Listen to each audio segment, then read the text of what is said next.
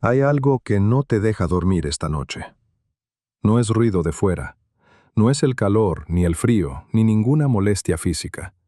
Es algo más sutil y más persistente que todo eso.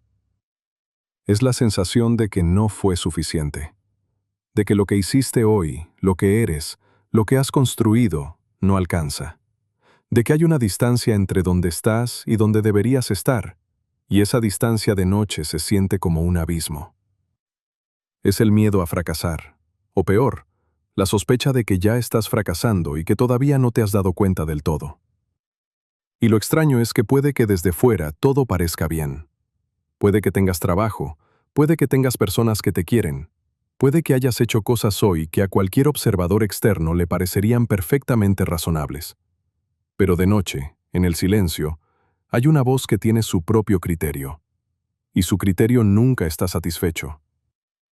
Esa voz es la que te trajo aquí esta noche.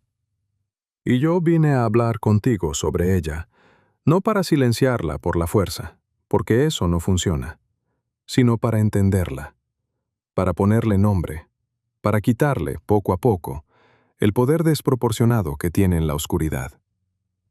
Quédate. No tienes que hacer nada especial, solo escucha. Empecemos por la ciencia, porque la ciencia a veces es la forma más eficaz de quitarle drama a lo que sentimos. El miedo al fracaso no es una debilidad de carácter, no es una señal de que eres más inseguro o más frágil que otras personas. Es, de hecho, uno de los mecanismos más universales del cerebro humano. Prácticamente todo el mundo lo tiene. La diferencia no está en si lo tienes, sino en cuánto espacio le das. El cerebro humano tiene un sesgo hacia el negativo. Los neurocientíficos lo llaman negativity bias, y existe por razones evolutivas muy concretas. En un entorno donde los errores podían costarte la vida, el cerebro, que prestaba más atención a las amenazas y a los fallos, sobrevivía más que el que se concentraba en los éxitos. Así que fuimos seleccionando, a lo largo de miles de generaciones, cerebros que prestan más atención a lo que va mal que a lo que va bien. Eso significa que la voz que de noche enumera tus fallos, que amplifica tus errores, que convierte tus inseguridades en certezas, no es una voz sabia, es una voz antigua. Una voz diseñada para un entorno que ya no existe, un sistema de seguridad que nunca fue actualizado.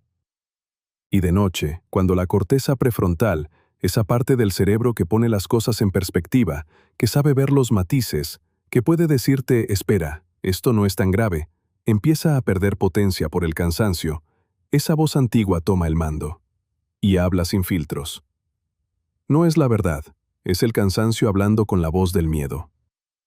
Inhala ahora, despacio, cine, esfuerzo. Y exhala, dejando que el aire salga todo, sin retener nada. ¿Bien? Hay algo específico sobre el miedo al fracaso que lo hace diferente a otros miedos. Otros miedos tienen un objeto claro. Temes algo concreto, una conversación, un resultado, una situación específica. El miedo al fracaso es más difuso. Es un miedo al juicio, a no ser suficiente, a que la distancia entre lo que eres y lo que deberías ser sea demasiado grande para cruzarla. Y esa difusión lo hace especialmente difícil de manejar, porque no puedes resolverlo haciendo algo concreto. No hay una acción específica que lo elimine. Está en todos lados y en ninguno. Se pega a todo lo que haces y lo tiñe con esa pregunta. ¿Es suficiente? ¿Soy suficiente? Los psicólogos que estudian el miedo al fracaso han encontrado algo interesante. Han encontrado que ese miedo suele estar conectado a algo que se formó mucho antes de la situación actual que te preocupa. Se formó en algún momento de la infancia o la adolescencia, en alguna experiencia donde fracasar tenía consecuencias que iban más allá del fracaso en sí. Donde fracasar significaba perder amor, o aprobación, o un lugar seguro en la familia o en el grupo. Para muchas personas, el fracaso no es solo un resultado negativo, es una amenaza a su valor como personas. Como si el valor de ser quien eres dependiera de lo bien que lo haces. Como si hubiera que ganarse el derecho a existir cada día a base de rendimiento. ¿Te reconoces en algo de eso? No tienes que responder ahora. Es solo una pregunta para dejar abierta, para que ocupe ese espacio interior en lugar de los pensamientos circulares de siempre. Hay un concepto en psicología que se llama perfeccionismo, y que muchas personas conocen de nombre, pero pocas entienden en profundidad. El perfeccionismo no es querer hacer las cosas bien. Querer hacer las cosas bien es sano y sensato. El perfeccionismo es algo diferente. Es la creencia de que si no las haces perfectamente, el resultado es inaceptable. Es la imposibilidad de tolerar el error. Es el sistema de evaluación personal que solo tiene dos categorías: perfecto o fracaso total. Y ese sistema binario genera una presión que ningún ser humano puede sostener.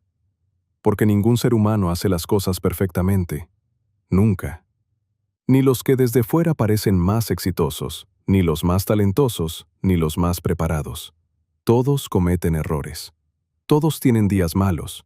Todos producen trabajo que no es lo que querían. La diferencia no es entre los que cometen errores y los que no. La diferencia es entre los que pueden integrar sus errores sin que eso los destruya, y los que no pueden.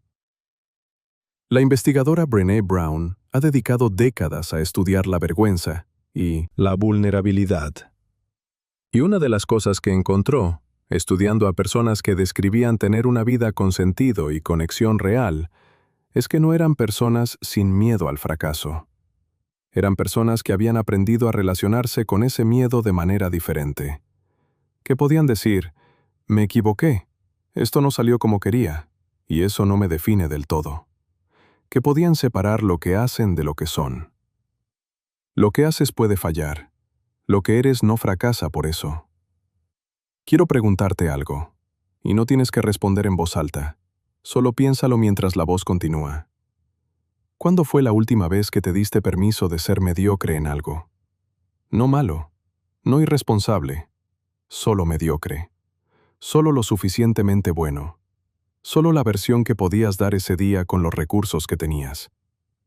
Para muchas personas la respuesta es: no recuerdo, o nunca, o me genera ansiedad solo pensarlo.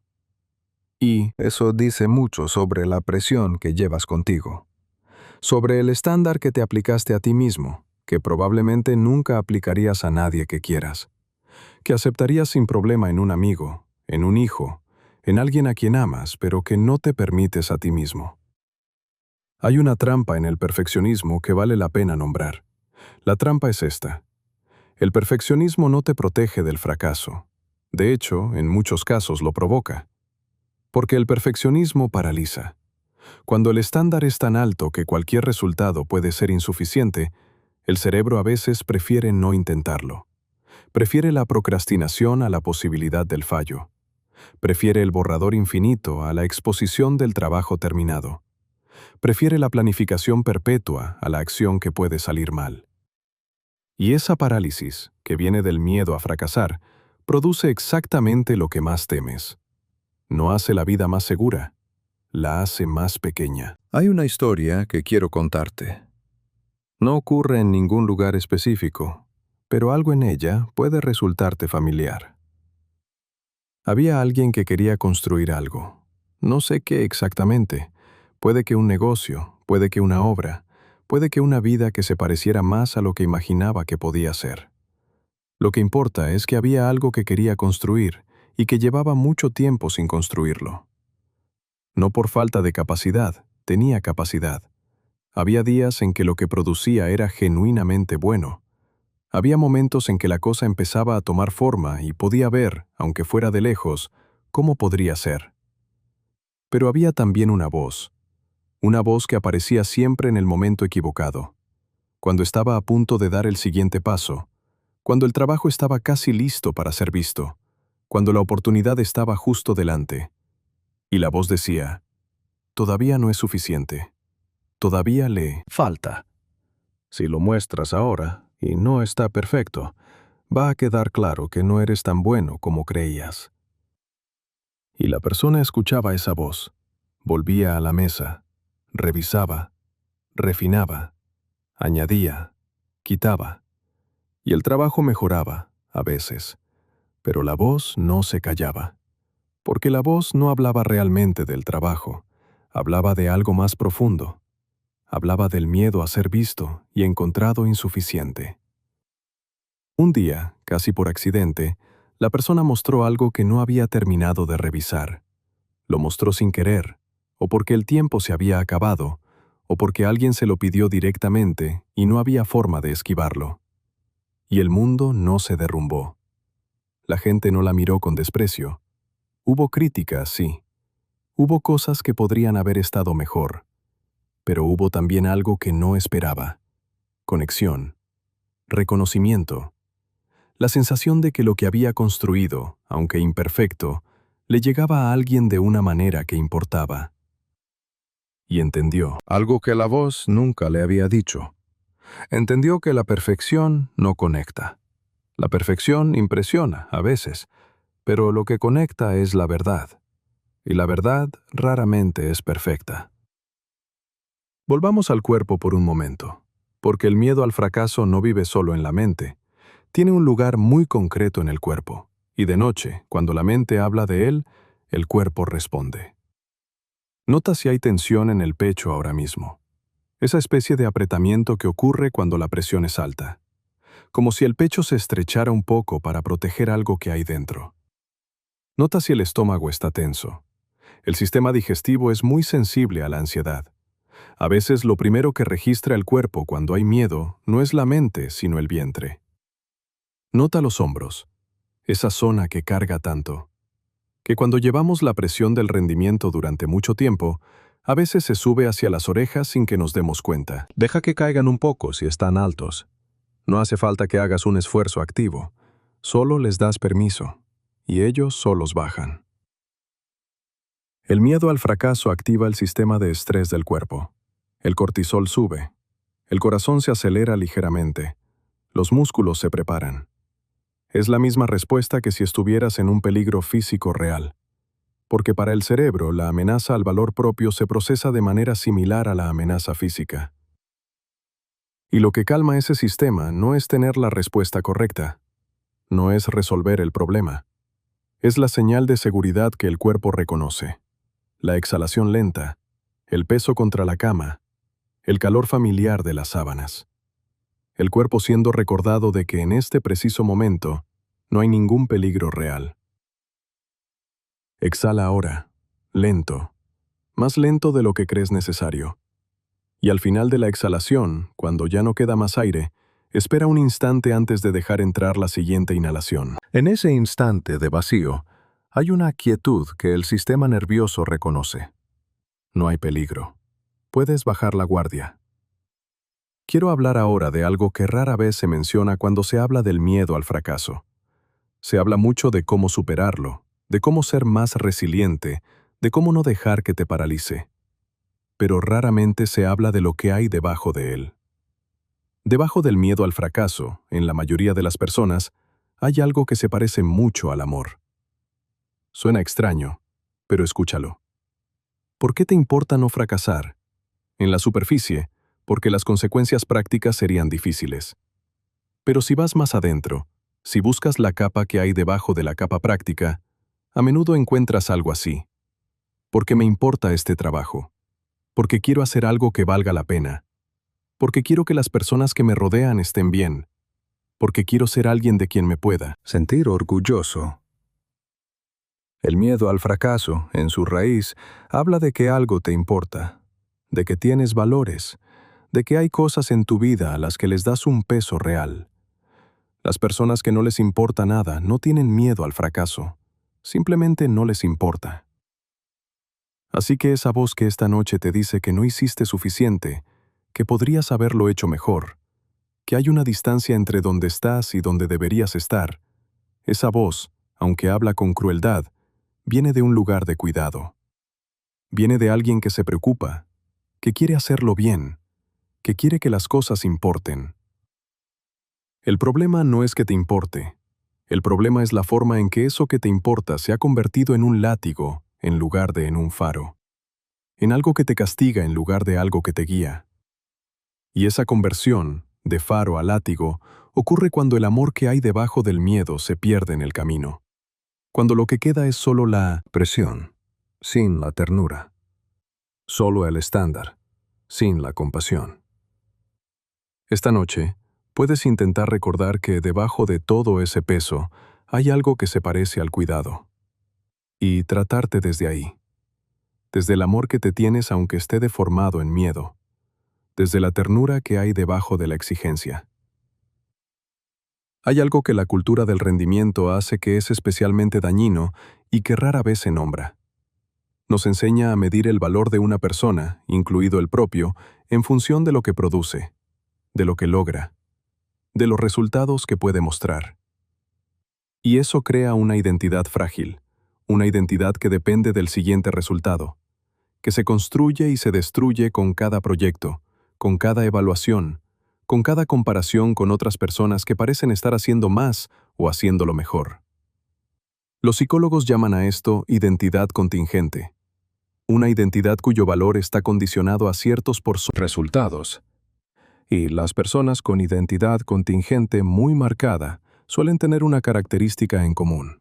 Nunca pueden descansar del todo. Porque el descanso implica dejar de producir, y dejar de producir implica dejar de tener valor. Y eso da miedo. ¿Te suena eso? Si te suena, no estás solo. Es uno de los problemas psicológicos más comunes en las sociedades contemporáneas. La cultura del rendimiento ha creado generaciones de personas que no saben descansar sin culpa, que disfrutan del tiempo libre con una especie de deuda encima, que incluso cuando están descansando, están pensando en lo que deberían estar haciendo. Y de noche, eso se vuelve especialmente claro, porque la noche es el momento de descanso por excelencia. Y si no puedes descansar de noche, si la mente sigue evaluando y exigiendo y midiendo mientras el cuerpo intenta soltar, algo en ese sistema está roto. No porque seas débil, Sino porque el sistema que te enseñaron nunca fue completamente sano. Tu valor no depende de lo que produjiste hoy. Nunca dependió. Lo que eres, lo que tienes para dar, la persona que existes más allá de tus logros y tus fallos, eso no tiene que ganarse cada día. Está ahí. Ha estado siempre. Quiero hablar de algo que tiene relación con todo esto, pero que rara vez se pone en estas palabras. Tiene que ver con el miedo al fracaso y con la vergüenza, porque a menudo van juntos, aunque no siempre los reconocemos como la misma cosa. La culpa dice, hice algo malo. La vergüenza dice, soy algo malo. Son emociones distintas, con efectos distintos y con formas de procesarse distintas. La culpa, cuando es proporcional y se usa bien, es útil. Te dice que algo que hiciste no estuvo bien y te motiva a repararlo o a hacerlo diferente. La culpa señala hacia un comportamiento. Tiene un objeto concreto. La vergüenza, en cambio, señala hacia la persona entera. No dice esto estuvo mal, dice yo estoy mal. Y esa diferencia es enorme, porque la culpa se puede resolver con acción, con disculpa, con cambio. La vergüenza no se resuelve con nada de eso, porque no habla de lo que hiciste, habla de lo que eres. El miedo al fracaso, cuando va más allá de la preocupación práctica y se convierte en esa sensación de que fracasar te convierte en un fracasado, ha entrado en territorio de vergüenza. Y la vergüenza de noche es especialmente intensa porque el cerebro cansado no tiene los recursos para mantenerla en su lugar. Se expande, lo llena todo. Te convence de que eso que sientes es la verdad objetiva sobre quién eres. No lo es. La vergüenza no es información objetiva, es una emoción muy poderosa, muy antigua, muy conectada con el miedo al rechazo social, que en el pasado era equivalente a una amenaza de Supervivencia. Pero sigue siendo una emoción, no la verdad sobre ti.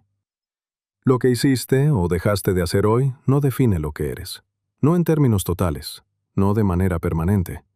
Los seres humanos son complejos, cambiantes, capaces de aprender y de crecer, y de hacer mejor mañana lo que hicieron peor hoy. Ese potencial no desaparece por un día malo ni por una racha difícil. Hay una distinción que los psicólogos Carol Dweck y Anders Ericsson, entre otros, han estudiado ampliamente. La distinción entre una mentalidad fija y una mentalidad de crecimiento. Las personas con mentalidad fija creen, en algún nivel, que las capacidades son fijas, que eres inteligente o no lo eres, que tienes talento o no lo tienes, que eres bueno en algo o no. Y desde esa creencia, cada error es una amenaza. Cada fallo es evidencia de que estás en la categoría equivocada, de que no eres suficiente. Las personas con mentalidad de crecimiento creen, en cambio, que las capacidades se desarrollan, que los errores son información, que el fallo de hoy es parte del proceso de llegar a algo mejor mañana. Y desde esa creencia, el fracaso pierde parte de su poder terrorífico. Sigue doliendo, pero no destruye. La buena noticia es que esa mentalidad no es fija, se puede cambiar. No de un día para otro, no con solo decidirlo, pero se puede trabajar. Se puede ir construyendo, poco a poco, una relación diferente con el error. Una relación en la que el error no sea el final de la historia, sino una parte del proceso. Esta noche no te pido que cambies tu mentalidad. Solo te pido que consideres la posibilidad de que lo que viviste hoy, lo que no salió como querías, lo que te faltó, puede ser también aprendizaje, puede ser también proceso, puede ser también parte del camino hacia algo que todavía no puedes ver desde aquí.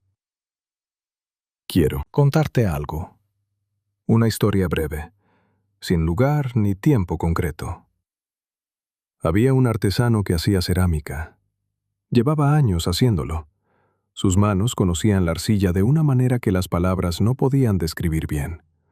Sabían cuando la mezcla estaba bien, cuando el torno giraba al ritmo correcto, cuando había que presionar y cuándo soltar. Pero había días en que las piezas salían mal, días en que la arcilla no respondía, o en que sus manos estaban torpes, o en que algo en el equilibrio entre él y el material no funcionaba.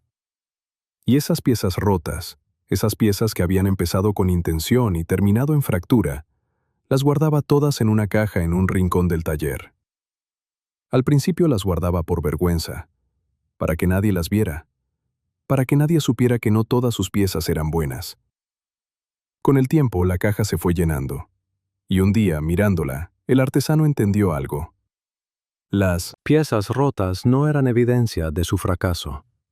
Eran el registro de todo lo que había intentado, de todos los riesgos que había tomado, de todos los momentos en que había empujado más allá de lo que sabía hacer con seguridad. Y sin esos momentos, sin esos fallos, sin esa caja llena de intentos que no salieron, las piezas que sí salían bien nunca habrían llegado a ser lo que eran. Un día sacó las piezas rotas de la caja y las puso en un estante, a la vista. No como decoración, como memoria. Como recordatorio de que el camino de hacer algo real está pavimentado con fallos reales. Y desde ese día, cuando una pieza no salía, en lugar de guardarla escondida, la ponía en el estante, la miraba un momento. Le decía, en ese idioma interior que usamos cuando pensamos de verdad, aquí estuve. Intenté algo que no sabía hacer todavía. Esto es parte del proceso. Y volví al torno. Tus fallos no son tu colección de vergüenzas. Son tu colección de intentos.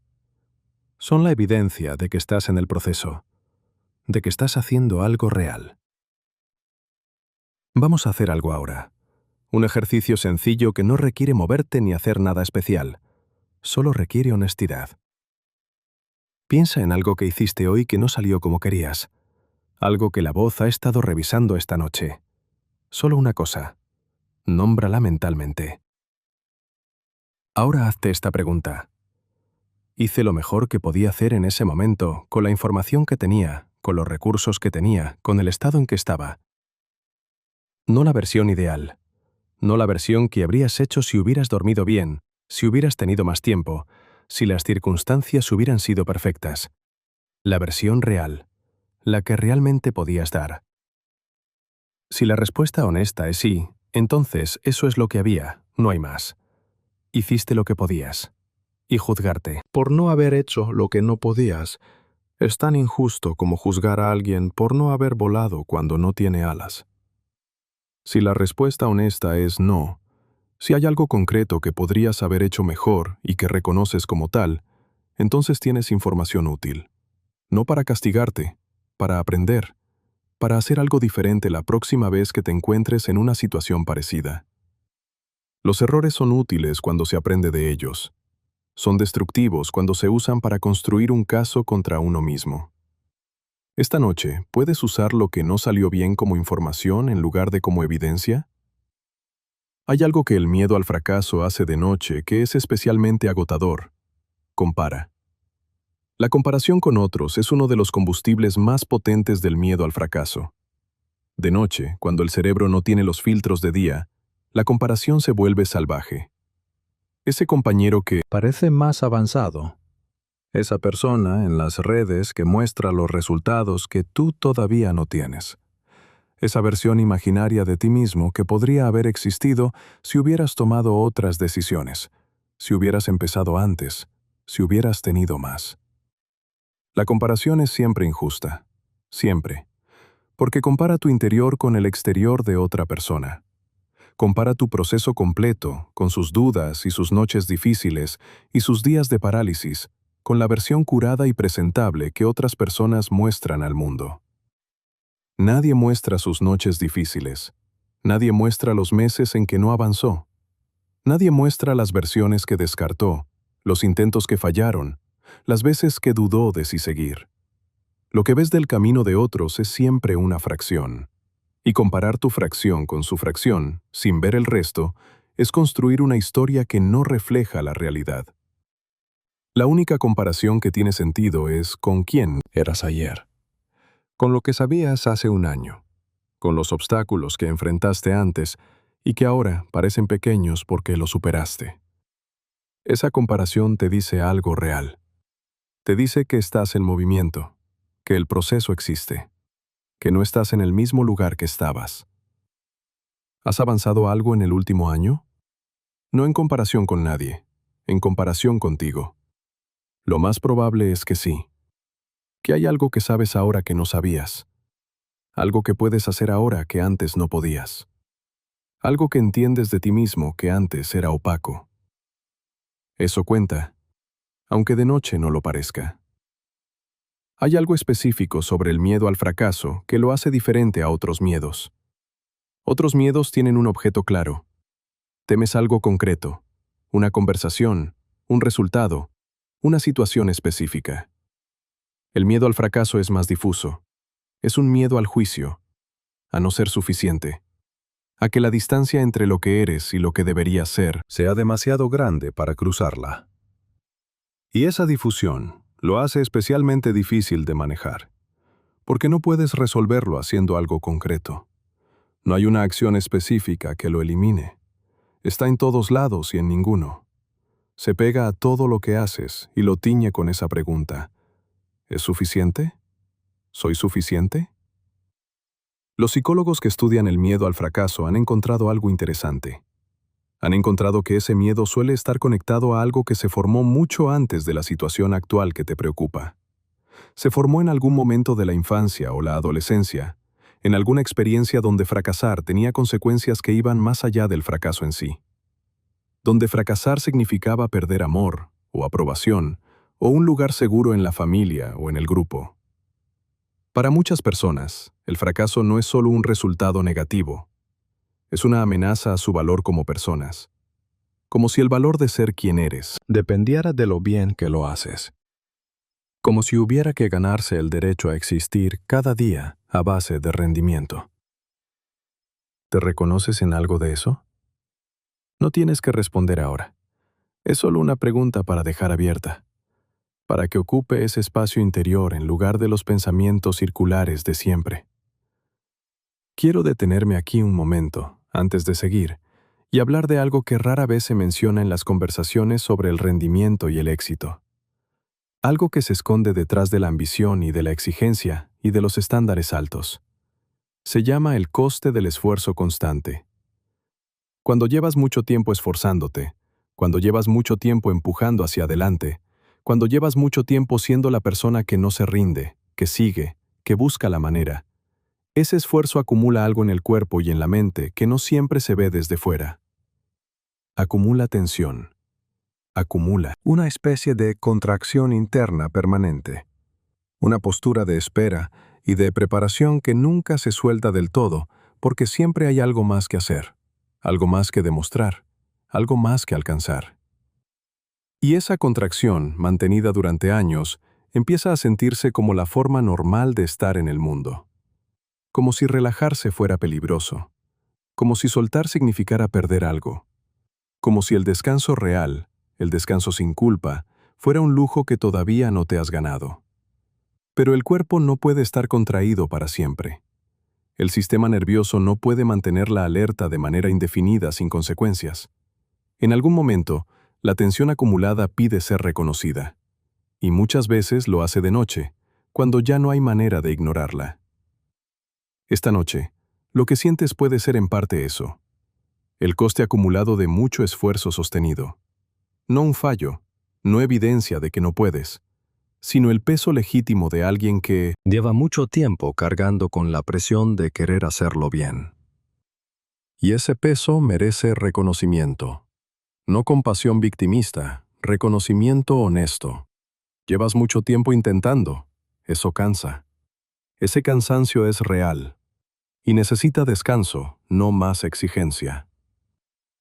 Hay una cosa que los sistemas de alto rendimiento, los deportivos, los empresariales, los creativos, los que realmente funcionan a largo plazo, saben que muchas personas que trabajan solas no aplican a sí mismas. Se llama la importancia del descanso activo en el ciclo del rendimiento. Los atletas de élite no entrenan sin parar.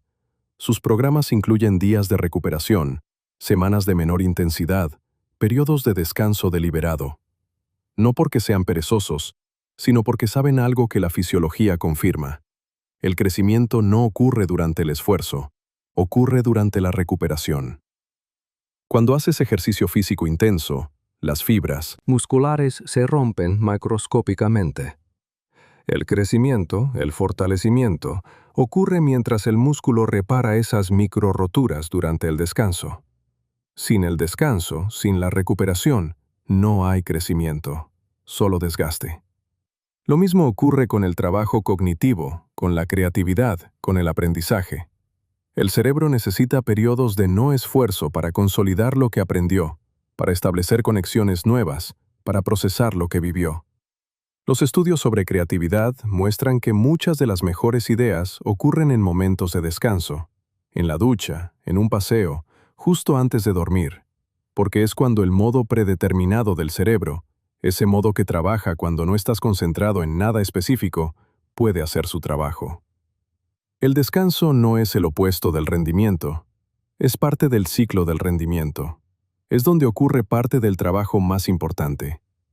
Esta noche, dormir no es abandonar lo que quieres. Construir. Es parte del proceso de construirlo. Hay algo que el miedo al fracaso hace de noche que es especialmente agotador. Compara. La comparación con otros es uno de los combustibles más potentes del miedo al fracaso.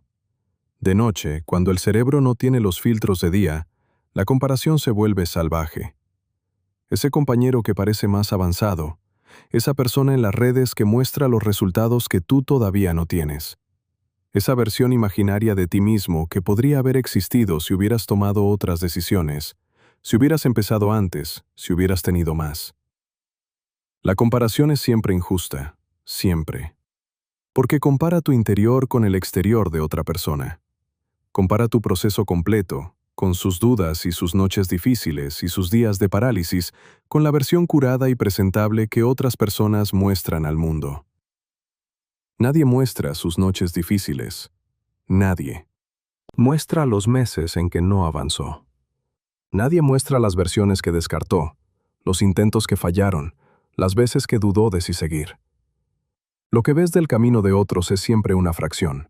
Y comparar tu fracción con su fracción, sin ver el resto, es construir una historia que no refleja la realidad. La única comparación que tiene sentido es con quien eras ayer, con lo que sabías hace un año, con los obstáculos que enfrentaste antes y que ahora parecen pequeños porque los superaste. Esa comparación te dice algo real, te dice que estás en movimiento, que el proceso existe, que no estás en el mismo lugar que estabas. ¿Has avanzado algo en el último año? No en comparación con nadie, en comparación contigo. Lo más probable es que sí, que hay algo que sabes ahora que no sabías, algo que puedes hacer ahora que antes no podías, algo que entiendes de ti mismo que antes era opaco. Eso cuenta, aunque de noche no lo parezca. Hay otra trampa del miedo al fracaso que vale la pena nombrar. Es más sutil que la comparación, pero igual de agotadora. Se llama la trampa del horizonte que se mueve. Funciona así. Te pones una meta, trabajas hacia ella, la alcanzas. Y en lugar de sentir la satisfacción que esperabas, el listón sube automáticamente. Lo que antes era el objetivo ahora es el punto de partida. Y la sensación de no ser suficiente se mantiene constante, porque el criterio de suficiencia siempre está un paso por delante. Los psicólogos llaman a esto adaptación hedónica en el contexto de los logros. El cerebro se acostumbra rápidamente a lo que ya tiene y empieza a apuntar a lo siguiente. Es un mecanismo que evolutivamente nos mantenía en movimiento, buscando más recursos, más seguridad, más.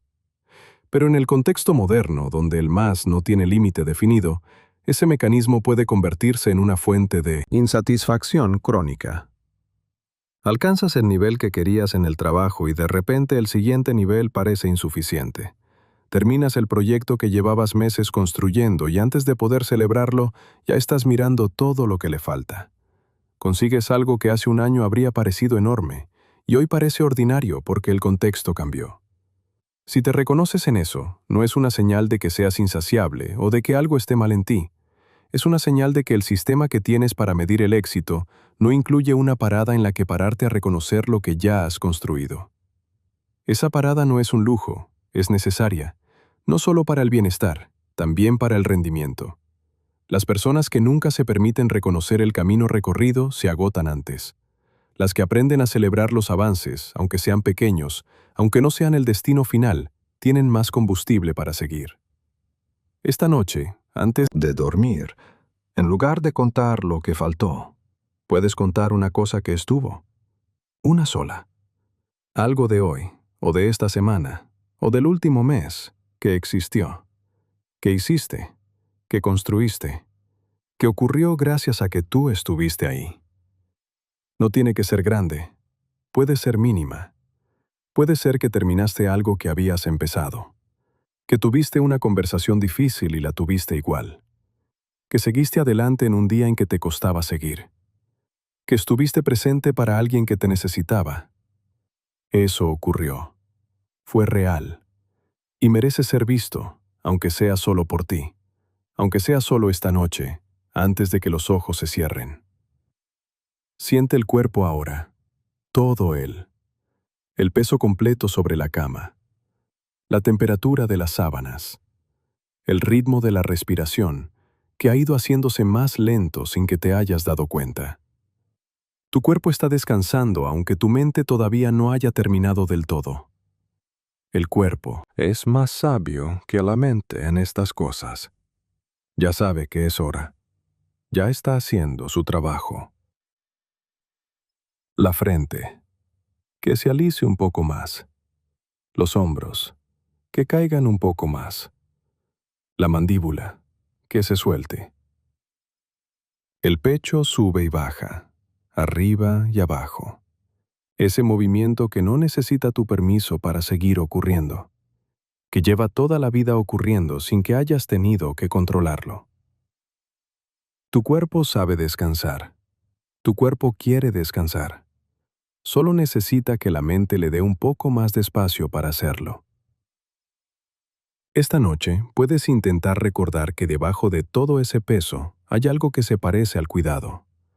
Y tratarte desde ahí, desde el amor que te tienes aunque esté deformado en miedo, desde la ternura que hay debajo de la exigencia. Hay algo que se llama el crítico interno. Todos lo tenemos. Es esa voz dentro de la cabeza que evalúa, que compara, que señala los fallos, que anticipa el juicio de los demás antes de que ese juicio llegue. Y en las personas con miedo intenso al fracaso, ese crítico interno suele ser especialmente activo y especialmente duro. Los psicólogos que trabajan con el crítico interno Han encontrado algo que cambia la relación con esa voz cuando se entiende. Han encontrado que el crítico interno, aunque habla con dureza, casi nunca viene de un lugar de malicia. Viene de un lugar de miedo. Es una parte de ti que aprendió en algún momento que la dureza era la mejor forma de protegerte. Que si te criticabas tú antes, el golpe del fracaso o del rechazo sería menor.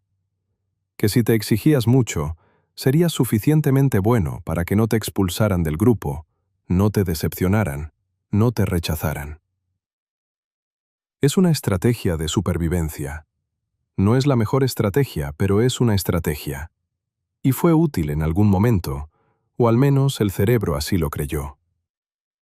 El problema es que esa Estrategia tiene un coste enorme. El coste de vivir bajo una crítica constante. El coste de nunca poder descansar del juicio, porque el juicio no viene de fuera, viene de dentro, y no hay forma de alejarse de lo que llevas contigo. Una de las formas más eficaces de trabajar con el crítico interno que los psicólogos conocen no es silenciarlo ni combatirlo, porque cuando intentas silenciar una voz interna, generalmente se vuelve más ruidosa. La forma más eficaz es reconocerla, darle nombre, entender de dónde viene, y hablarle desde un lugar de más calma. Puedes decirle, te escucho, sé que intentas protegerme, pero esta noche no necesito que trabajes. Esta noche estoy a salvo. Puedes descansar también. No como un truco para callarlo, como una comunicación genuina con esa parte de ti que lleva años haciendo un trabajo que nadie le pidió que hiciera de manera tan intensa. Quiero contarte una segunda historia antes de que lleguemos al final de esta noche. Había alguien que aprendió muy joven que el amor tenía condiciones. No porque nadie se lo dijera con esas palabras, sino porque lo aprendió de la manera en que casi todo lo importante se aprende, observando, sintiendo, deduciendo de lo que ocurría a su alrededor. Aprendió que cuando hacía las cosas bien, el ambiente era más cálido. Cuando cometía errores, algo en el entorno cambiaba. No de manera dramática, tal vez, pero lo suficiente como para que su sistema nervioso en desarrollo tomara nota y construyera una teoría. Para ser querido, hay que rendir bien. Y esa teoría, construida cuando era pequeño para navegar un mundo que no entendía del todo, se quedó. Como se quedan todas las teorías que formamos de pequeños sobre cómo funciona el mundo. Se quedó y creció con él, y fue dando forma a cómo se relacionaba con el trabajo, con los logros, con los errores, con la posibilidad de fallar. De adulto, tenía logros reales. Había construido cosas. Había demostrado capacidad en múltiples contextos. Pero la teoría de la infancia, esa ecuación entre rendimiento y valor, seguía activa.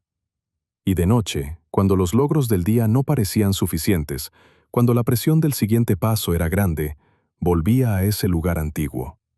A esa sensación de que, si no era suficientemente bueno, algo importante se perdería. Un día, hablando con alguien en quien confiaba, entendió algo que cambió una parte de cómo vivía esa presión. Entendió que la teoría que había construido de niño era comprensible. Era la respuesta más lógica que un niño podía dar a esas circunstancias, pero no era la verdad universal sobre cómo funciona el amor y el valor. Era una teoría local, construida en un contexto específico, que no tenía que ser la guía de su vida adulta. No, cambió todo de golpe.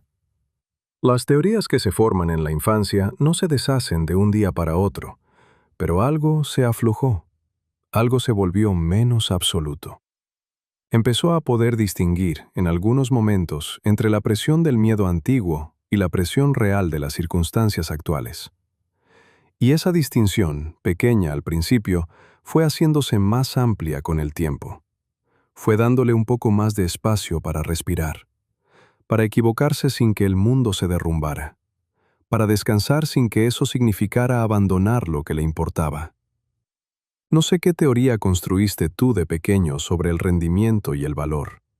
No sé qué experiencias fueron dando forma al miedo que tienes esta noche. Pero sé que esas teorías, aunque parecen naturales porque llevan tanto tiempo ahí, No son leyes de la física. Se pueden examinar, se pueden cuestionar, se pueden ir revisando, despacio, con el tiempo y la atención que merecen. No. Esta noche no es el momento para ese trabajo. Esta noche es para descansar. Pero planta la semilla y que germine mientras duermes. Hay algo que quiero decirte antes de que entremos en el final de esta noche. Algo que no siempre se dice porque parece demasiado simple, pero que en la oscuridad, cuando la presión es alta y la voz crítica está activa, a veces es exactamente lo que hace falta escuchar. Estás haciendo lo que puedes. No lo que podrías hacer en condiciones ideales. No lo que haría alguien con más recursos, más tiempo, más energía, un punto de partida diferente. Lo que puedes hacer tú, con lo que tienes, con quien eres ahora mismo, en las circunstancias que son las tuyas. Y eso tiene valor. Tiene valor real, aunque la voz de esta noche no sepa verlo. Tiene valor aunque no se vea todavía en los resultados. Tiene valor aunque no sea tan espectacular como lo que imaginabas. Tiene valor porque es tuyo. Porque viene de un esfuerzo real, de una intención real, de un ser humano real que está intentando construir algo que importe. El fracaso que temes no ha ocurrido. No definitivamente. No de la manera que la voz de la noche te describe. Eres alguien que sigue en el proceso, que sigue intentándolo, que sigue presentándose aunque sea difícil. Y eso, aunque no lo parezca desde aquí, es ya una forma de no fracasar. Las personas que fracasan de verdad, de manera irreversible, suelen ser las que dejaron de intentarlo. Y tú no has dejado de intentarlo. Estás aquí, en esta noche difícil, cargando con el peso de lo que quieres construir. Eso es evidencia de que sigues en el camino. Eres alguien que intenta, que se importa, que carga con el peso de querer hacer bien las cosas. Y eso, aunque de noche no lo parezca, tiene un valor que ningún resultado puede quitarte. Segundo, mañana sigue ahí, con sus oportunidades y sus dificultades, y sus posibilidades que hoy no puedes ver. Y tú vas a llegar a él más descansado, más entero, más capaz de hacer lo que realmente puedes hacer. Pero esta noche, el trabajo ya terminó. Ya no hay nada que producir. Ya no hay nada que demostrar. Ya no hay ningún estándar que alcanzar. Esta noche solo tienes que respirar. Solo tienes que existir. Solo tienes que dejar que el sueño haga su trabajo mientras tú descansas del tuyo. Hay algo que quiero decirte antes de que entremos en el final de esta noche. Algo que no siempre se dice porque parece demasiado simple, pero que en la oscuridad, cuando la presión es alta y la voz crítica está activa, a veces es exactamente lo que hace falta escuchar. Estás haciendo lo que puedes. No lo que podrías hacer en condiciones ideales, no lo que haría alguien con más recursos, más tiempo, más energía, un punto de partida diferente. Lo que puedes hacer tú, con lo que tienes, con quien eres ahora mismo, en las circunstancias que son las tuyas. Y eso tiene valor real, aunque la voz de esta noche no sepa verlo. Tiene valor aunque no se vea todavía en los resultados. Tiene valor aunque no sea tan espectacular como lo que imaginabas. Tiene valor porque es tuyo, porque viene de un esfuerzo real, de una intención real, de un ser humano real que está intentando construir algo que importe. El fracaso que temes no ha ocurrido, no definitivamente, no de la manera que la voz de la noche te describe. Eres alguien que sigue en el proceso, que sigue intentándolo, que sigue presentándose aunque sea difícil. Y eso, aunque no lo parezca desde aquí, es ya una forma de no fracasar. Las personas que fracasan de verdad, de manera irreversible, suelen ser las que dejaron de intentarlo. Y tú no has dejado de intentarlo. Estás aquí, en esta noche difícil, cargando con el peso de lo que quieres construir. Eso es evidencia de que sigues en el camino. Quiero hablar un momento de algo que se llama resiliencia. No en el sentido popular, ese sentido que a veces se usa para decirle a las personas que deberían aguantar más, sino en el sentido psicológico real. La resiliencia no es la capacidad de no romperse nunca, es la capacidad de romperse y recomponerse. No de volver exactamente al mismo estado anterior, porque eso tampoco ocurre, sino de encontrar una nueva forma, como el hueso que sana más fuerte en el lugar de la fractura, como el árbol que crece torcido alrededor del obstáculo. Los investigadores que estudian la resiliencia han encontrado algo que desafía la narrativa popular sobre el tema. Han encontrado que la resiliencia no es un rasgo fijo que unas personas tienen y otras no. Es un proceso dinámico que varía según las circunstancias, según los recursos disponibles, según el apoyo que existe. Lo que significa que no hay personas resilientes y personas no resilientes. Hay personas que en ciertas circunstancias, con ciertos recursos, pueden atravesar cosas difíciles y salir al otro lado. Y esas mismas personas, en otras circunstancias, sin los recursos necesarios, pueden necesitar más tiempo, más apoyo, más espacio. Esto es importante porque una de las cosas que el miedo al fracaso hace es convencerte de que si no estás siendo suficientemente resiliente, si las cosas te cuestan demasiado, si tardas demasiado en recuperarte, es porque hay algo malo en ti. Cuando en realidad puede ser simplemente que las circunstancias son difíciles, o que los recursos están bajos, o que llevas demasiado tiempo sin descanso real. La resiliencia también necesita recuperación. El árbol que Crece torcido alrededor del obstáculo. Necesita tierra buena, agua, luz. Sin eso, no crece. Con eso, encuentra su camino. Esta noche, el descanso es parte de esa tierra, parte de los recursos que necesitas para seguir. Hagamos una respiración juntos, lenta, consciente. Inhala por la nariz. Deja que el aire entre sin forzarlo. 1, 2, 3, 4. Retén suavemente, sin tensión. 1, 2, 3, 4, 5, 6, 7. Y exhala por la boca, lentamente, dejando que todo salga. 1, 2, 3, 4, 5, 6, 7, 8. Bien, una vez más. Inhala. 1, 2, 3, 4. Retén. 1, 2, 3, 4, 5, 6, 7.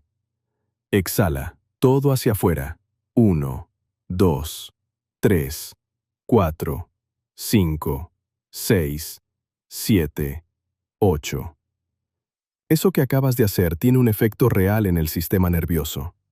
La exhalación larga activa el nervio vago. Le dice al cuerpo, no hay peligro.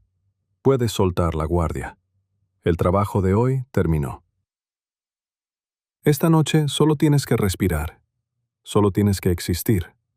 Solo tienes que dejar que el sueño haga su trabajo mientras tú descansas del tuyo. El trabajo de mañana puede esperar a mañana. Los problemas de mañana tienen soluciones que no puedes ver esta noche, porque esta noche no tienes acceso a todos tus recursos. Mañana, con el cerebro descansado, con la corteza prefrontal funcionando a pleno rendimiento, con el cuerpo recuperado, las mismas situaciones van a verse diferentes. No necesariamente resueltas, pero diferentes, con más matices, con más opciones visibles, con más tú disponible para enfrentarlas. Así que la decisión más inteligente que puedes tomar ahora mismo, la más productiva en el sentido real de la palabra, es cerrar la sesión. Apagar el evaluador. Dejar que el sistema descanse, para que mañana pueda rendir de verdad. Algo que no se dice suficiente, porque la cultura del éxito no tiene mucho interés en decirlo. Algunas de las cosas más importantes que sabes sobre ti mismo, algunas de las capacidades que tienes y que más valoras, algunas de las decisiones más sabias que has tomado en tu vida, probablemente tuvieron su origen en algo que en su momento se sintió como un fracaso. El fracaso enseña cosas que el éxito no puede enseñar. El éxito confirma que lo que hiciste funcionó, pero no siempre dice por qué. ni qué parte tuya fue la que realmente importó, ni qué pasaría si las circunstancias fueran diferentes. El fracaso, en cambio, obliga a mirar de cerca. Obliga a preguntarse qué ocurrió. Obliga a revisar los supuestos, a examinar las decisiones, a conocerse de una manera que el éxito cómodo raramente permite. Y de esa revisión, cuando se hace desde un lugar de honestidad y no de castigo, suele salir algo valioso. Una perspectiva nueva, una comprensión más profunda, un ajuste que lleva a algo mejor. Las personas que más han construido, en cualquier campo, casi siempre tienen en común una cosa: una relación particular con el fallo. No una relación cómoda, porque el fallo nunca es cómodo, sino una relación funcional. Una capacidad de mirar el fallo, aprender de él y seguir.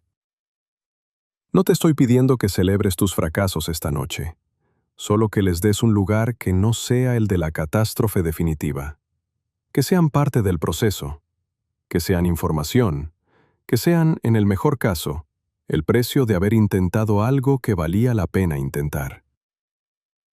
Y si esta noche hay algo que no salió bien, si hay algo que falló o que quedó a medias, o que no llegó a donde querías que llegara, eso no te define.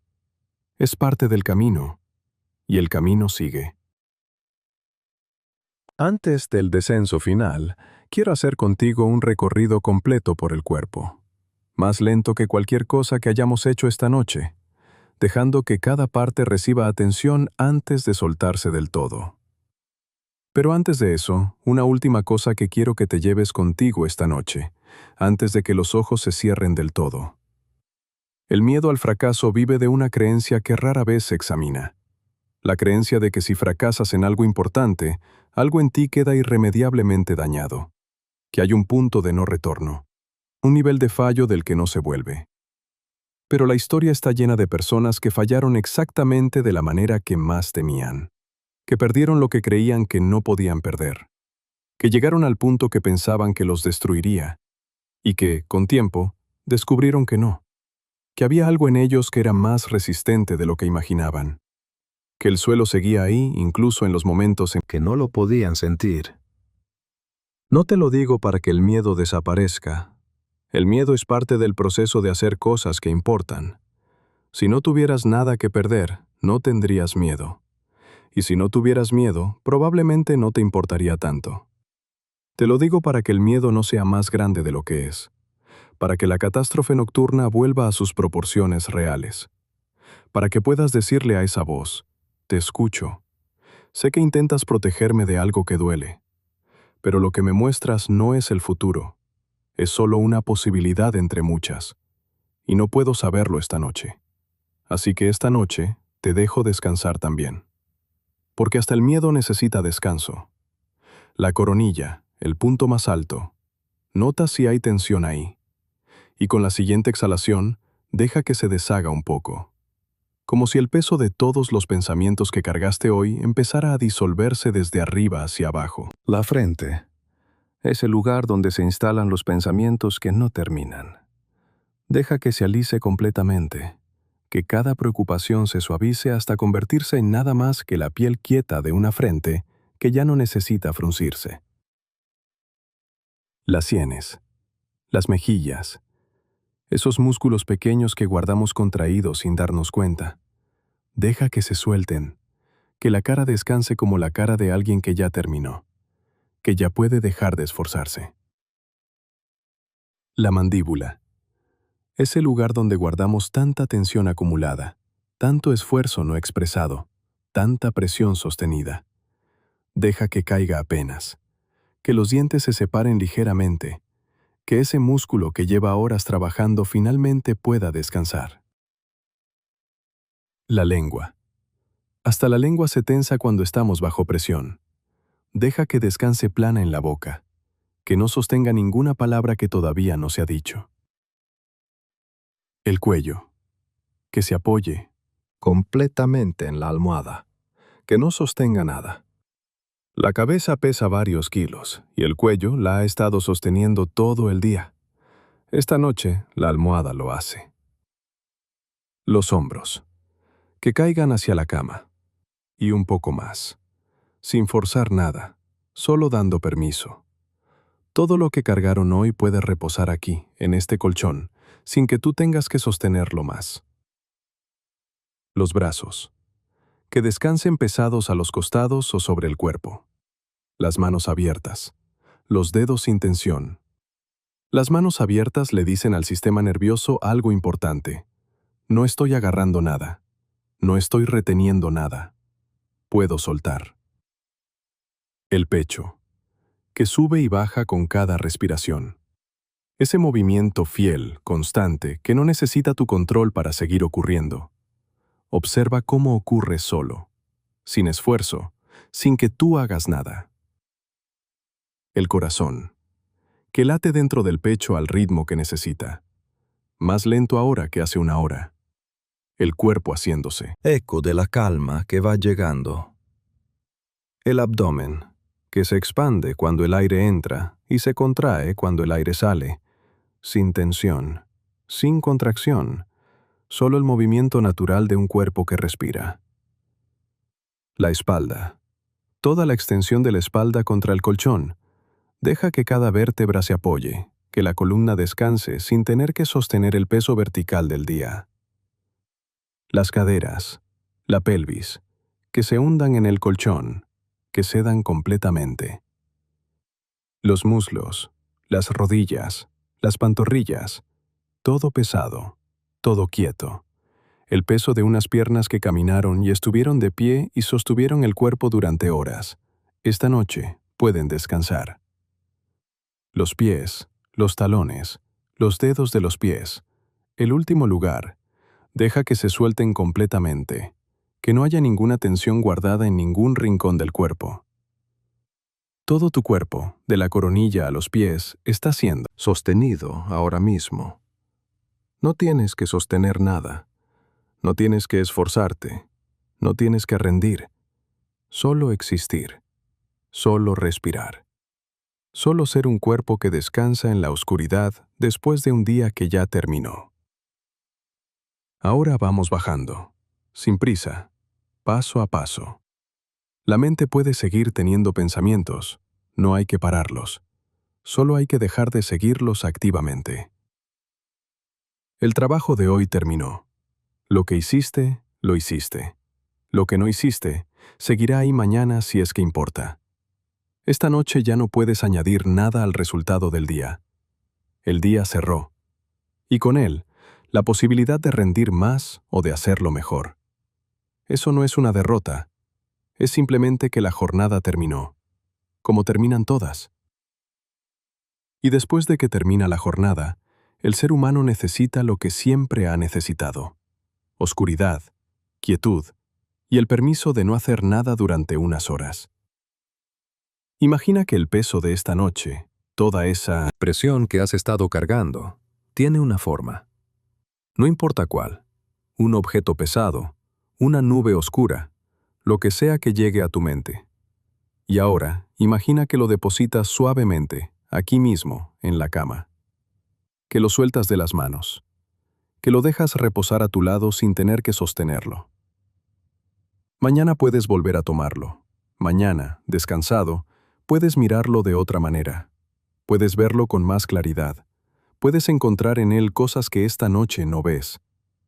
Pero esta noche, por unas horas, puedes dejarlo aquí y simplemente existir sin él. 10. Empezamos a bajar. Cada número te lleva más adentro, más profundo, más cerca del descanso que espera.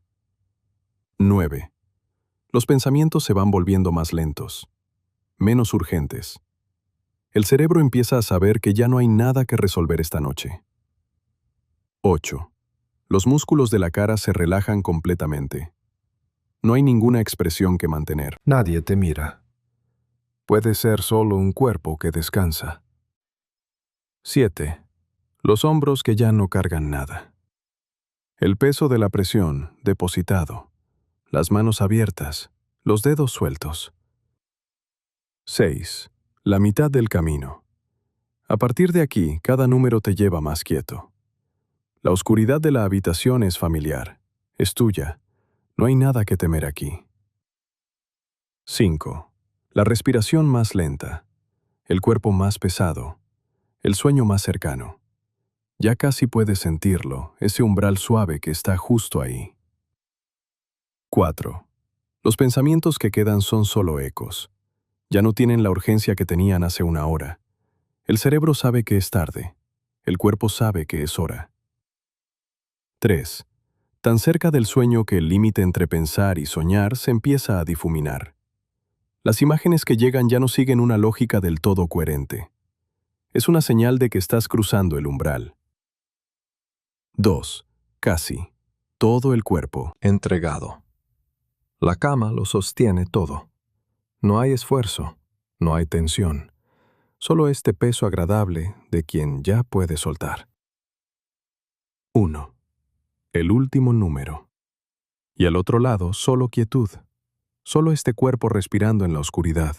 Solo este momento que no pide nada, que no juzga nada, que solo existe, suavemente, para ti.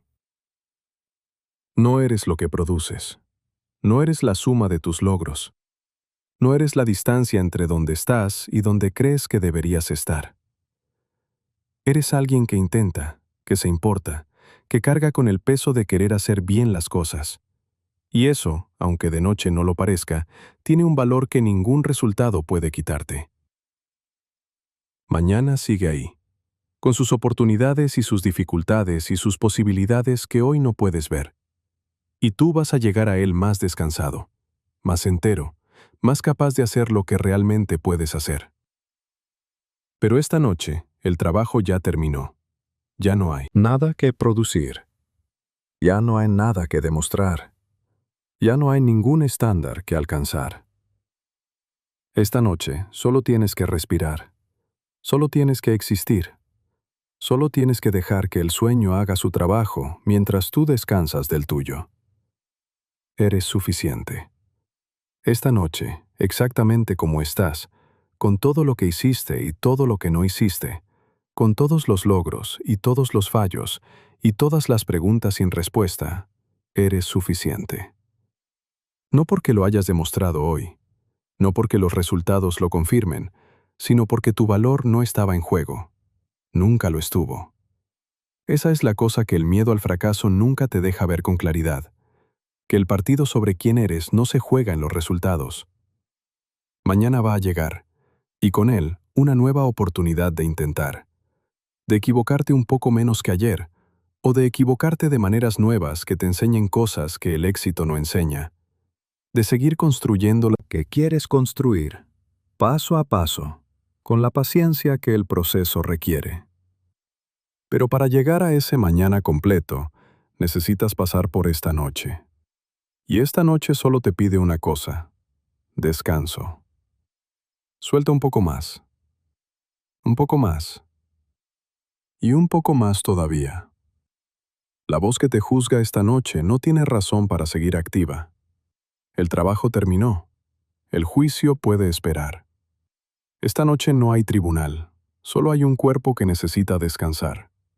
Solo hay una mente que merece unas horas de paz. Deja que los párpados sean pesados. Deja que la respiración se vuelva más lenta todavía. Deja que el silencio entre en cada rincón de tu cuerpo y de tu mente y les diga lo que llevas horas necesitando escuchar. Ya es suficiente.